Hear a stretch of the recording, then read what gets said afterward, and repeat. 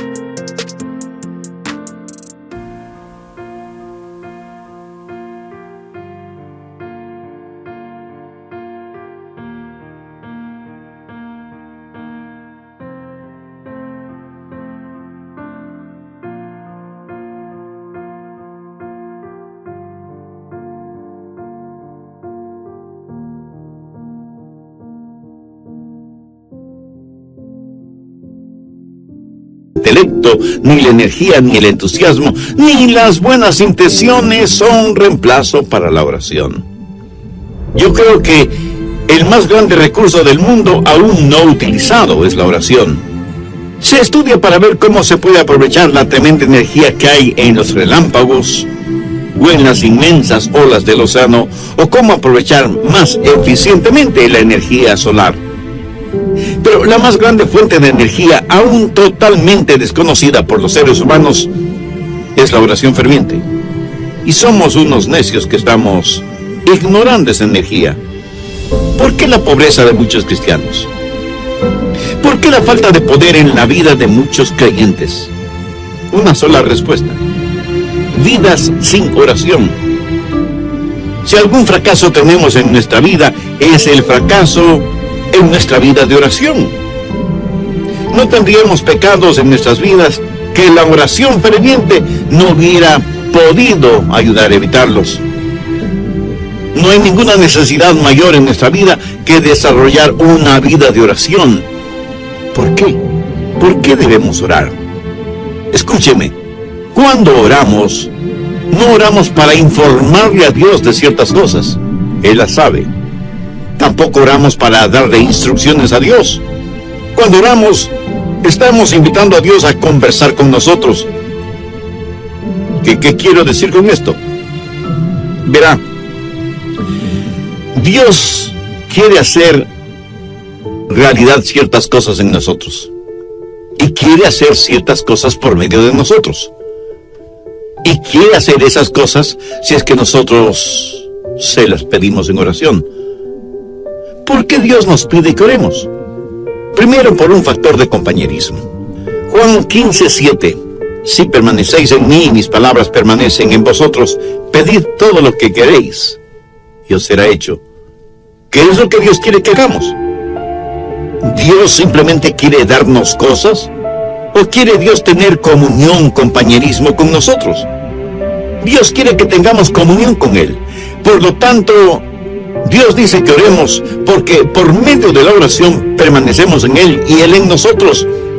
Dios puede estar sin nosotros, pero nosotros no podemos estar sin Dios. Cuando usted ora y Dios contesta, usted habita en Él y Él en usted. Somos colaboradores de Dios.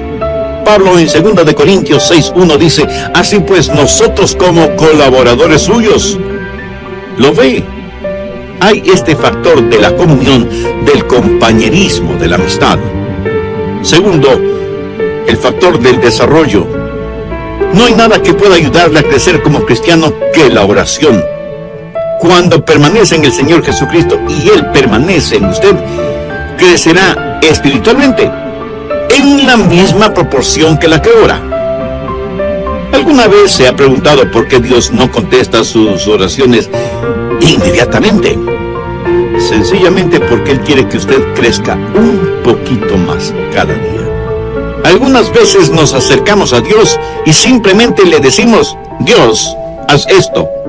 Pero hay algo que Dios quiere que nosotros hagamos primero, y es orar, porque la oración ayuda a desarrollar nuestras vidas. Cuando Dios no nos da algo que le hemos pedido, enseguida preguntamos, ¿por qué Dios no contesta mis oraciones? Y el Espíritu Santo nos dice, porque hay pecado en tu vida, eres egoísta, eres carnal, te interesa más lo temporal y material que lo espiritual y eterno. Mi amigo, marque mis palabras. Hay un factor de desarrollo en nuestras vidas cuando oramos. Dios nos hace crecer por medio de la oración. Tercero, el factor de la dependencia en la oración. Dios nos hace crecer espiritualmente por medio de la oración.